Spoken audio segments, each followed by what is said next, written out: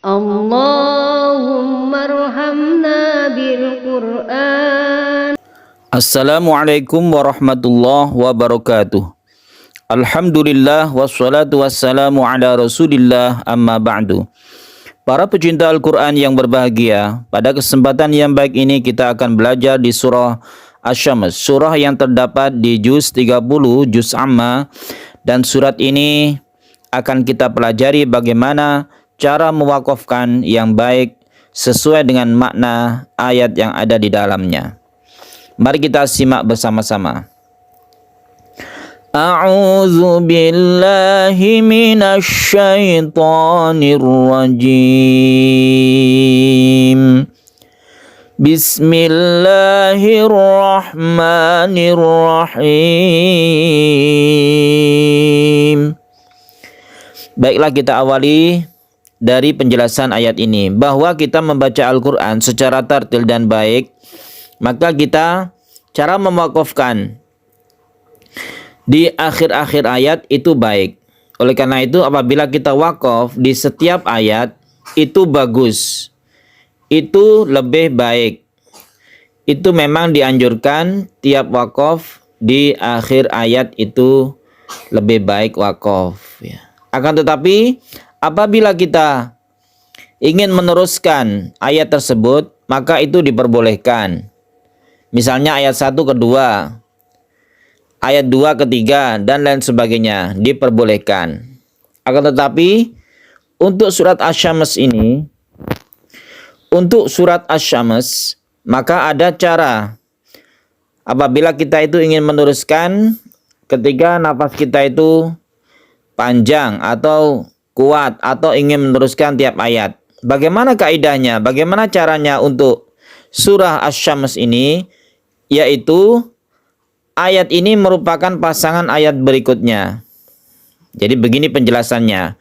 Ayat 1 merupakan pasangan dengan ayat 2. 1 dan 2 pasangan. Ini sampai ayat 12. 3 dan 4 itu pasangannya. 5 dan 6 pasangannya. 7 dan 8 itu pasangannya. Demikian sampai ayat 12. Maksudnya apa? Kita membaca Al-Quran sesuai maknanya dan itu tepat sasaran. Tepat kita cara mewakafkannya. Memang standarnya yaitu kita berhenti di setiap ayat, itu bagus. Akan tetapi apabila kita meneruskan, kita juga harus punya cara atau kaidah sesuai dengan makna ayat. Contoh ini ya. Kalau kita lihat dari maknanya, wasyamsi, demi matahari. Ayat kedua, wal qamari, demi bulan. Ini demi matahari dan bulan. Ini satu kesatuan. Ayat 3 dan 4 kalau kita lihat, wan nahari, demi siang, wal laili, demi malam. Jadi ini kalau kita membaca ayat ini 3 gandeng ke 4.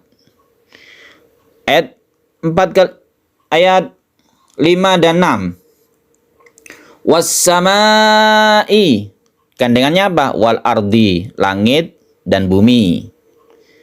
Wa nafsi wa masawa. Wa nafsi itu jiwa. Di sini ada penjelasannya. Jiwa itu bisa ke jalan fujuroha atau wataqwaha. Kemudian ayat yang ke-9 dan 10. Qad aflaha, sungguh beruntung orang mensucikan dirinya. Wa qad khaba, sungguh merugi orang yang mengotorinya. Jadi beruntung gandengannya merugi ya. Jadi ini gandeng-gandengnya. Kemudian ini kaum Samud juga gandengan dengan ayat 12, dan ayat selanjutnya ini bisa satu-satu ayat kita berhenti. Baiklah, kita contohkan. Bismillahirrahmanirrahim. Wasyamsi wa duhaha wal qamari idza talaha. Jadi kita berhentinya di ayat yang kedua. Kalau misal kita mau meneruskan ayat 1, kalau misalnya kita itu berhenti tiap ayat juga bagus. Tapi kalau meneruskan, ini kaidahnya yang bagus. Jadi 1 ke 2. wan nahari idza jallaha wal laili idza yaghshaha. Dua ayat ini siang malam gandengannya. 5 dan 6 langit wal ardi bumi. Was-samaa'i wa ma banaha wal ardi wa ma tahaha. Kita berhenti karena gandengannya memang dua-dua ini. Kemudian ayat 7 dan 8. Wa nafsin wa ma sawwaha fa alhamaha fujuraha wa taqwaha. Kita berhenti di sini. Kemudian ayat 9 dan 10. Ini gandengannya. Qad aflaha man zakkaha wa qad khaba man dassaha. Berarti di sini. Kemudian ayat 11 dan 12.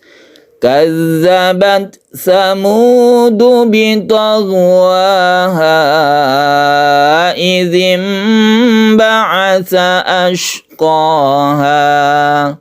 Kita berhenti. Kemudian ayat yang selanjutnya berhenti satu-satu.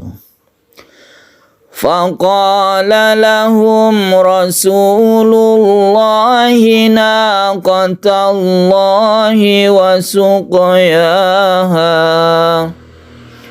Fakazzabuhu fa'aqaruha fadamdama alaihim rabbuhum bidzambihim fasawaha.